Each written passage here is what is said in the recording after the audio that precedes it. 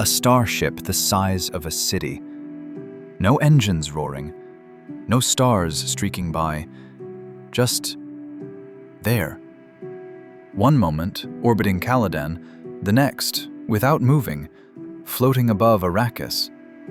No countdown, no wormhole tunnel, just reality snapping instantly into a new configuration. The Holtzman Drive. And the reason you're not smeared across a random sun? A mutated human floating in a spice tank, with vision far enough into the future to choose the one path where you survive. Let's start with the weirdest part. In Dune, the Holtzman Drive is not a super engine that accelerates you to hyperluminal speeds. No, it's far stranger than that. It uses what's called the Holtzman effect, Frank Herbert's fictional phenomenon that's the backbone of Dune's technology. Protective force shields, hovering suspensors, glow globes that float like tiny suns, and, of course, Foldspace travel. Here's the key. Instead of moving the ship through space, the Holtzman Drive folds space. That is, folding the fabric of interwoven space and time. The highliner enters a special state, Foldspace, and then reappears elsewhere. From the crew's perspective, the trip is instantaneous, so the ship doesn't so much travel as it changes its relationship to the universe. You're not going really fast, you're skipping the entire concept of distance. But there's a catch, and this is where it gets dangerous. Herbert doesn't give equations. There's no dissertation, just the consequences. We're told this: Foldspace is chaotic and non-deterministic at the quantum scale. Predicting a safe jump requires insanely complex calculations. Those calculations are so extreme that only advanced computers could handle them. And that's the problem, because in Dune's history, humanity fought a holy war, the Butlerian Jihad, to smash thinking machines. As a result, advanced AIs and computers are basically outlawed. So you have a universe where the only way to cross interstellar space safely is to solve impossible math, and you are not allowed to build the machines that can do that math. Herbert's answer is one of the most mental solutions in science fiction. If you can't use computers, you turn humans into computers. Enter the Spacing Guild Navigators. Once they were human, pilots, mathematicians, but now they are mutated beyond recognition by lifetime exposure to the spice melange. The spice grants them limited prescience, not godlike omniscience, but foresight enough to see myriad branching futures and miraculously pick out the safe jump paths through Foldspace. They don't steer in the usual physical sense. They filter timelines. When a highliner engages its Holtzman Drive, the Navigator is essentially asking, "Show me all the futures where we don't die," and then choosing one. That's why Herbert's version of FTL travel feels so alien and mystical. It's not just tech, it's prophecy as navigation. How can one truly understand Guild Navigator Prescience? Because this concept on interstellar travel is where a lot of adaptations oversimplify it. Navigators are not casually browsing the entire future. Their prescience is purpose-built around space travel and probability. Imagine a raging ocean of possible timelines. Most of those waves end badly. The ship emerges inside a planet, brushes too close to a raging star, or in the path of a black hole where gravity tears it apart. The Navigator, in a spice-induced state, perceives this probability ocean as patterns, bright threads of survivable outcomes, dark knots of disaster.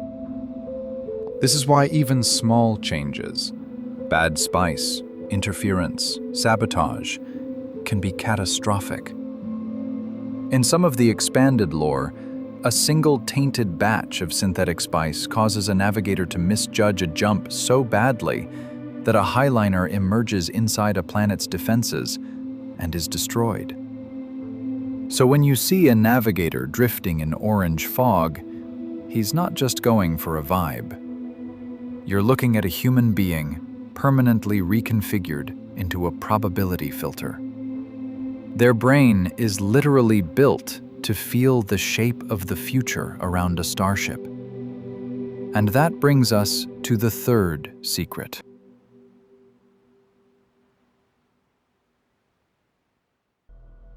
Here's where Herbert's world building goes from cool tech to, oh, this is a trap. To get Holtzman FTL, you need navigators. To get navigators, you need melange, in massive, continuous doses. And melange, also known as spice, comes from one place in the known universe, the sandworm-driven ecology of the desert planet Arrakis. No spice equals no prescient navigators, equals no safe FTL travel, equals no interstellar empire. So the Holtzman Drive isn't just a piece of hardware, it's the center of a strategic choke point. The Guild has a monopoly on FTL travel because only they have navigators. Navigators only exist because of spice. Spice only exists on Arrakis. That's why, in the original novel, when Paul Atreides gains control of Arrakis and the spice supply, he can literally blackmail the Spacing Guild and, by extension, the entire political structure of the Imperium.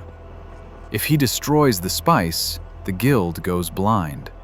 If the Guild goes blind, the Empire goes dark. One fictional physics effect, Holtzman folding, cascades outward into ecology, religion, economics, and political terror.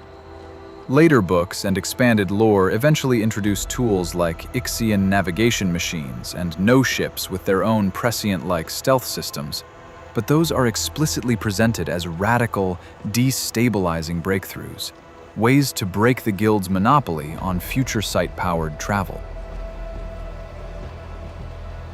Here's the wild part. Nobody in the Dune universe fully understands the Holtzman effect. Not even the people using it. They know how to apply it, shields, suspensors, drives, but not every implication. So you've got something like this, a mysterious physics hack, a cast of mutated pilots who can see just enough of the future to keep it working, a galaxy addicted to a drug made by giant desert worms, just to keep the whole thing running. That's not just sci-fi tech, that's cosmic dependency. So next time you watch a guild ship wink out of existence and reappear halfway across the galaxy, remember, it's not just a jump. It's a bet, placed by a drug-mutated human who's skimming the edge of the future, hoping the universe agrees with their math. If you enjoyed this deep dive into Holtzman Drive secrets and Navigator Prescience, I'm doing a follow-up where we rank FTL systems across sci-fi.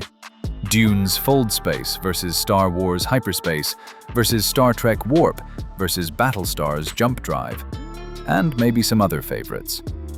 Comment on what other FTL tech you'd like to see compared, and then tune in to see which one actually breaks physics the least. Hit like if this helped you see Dune's universe in a new way.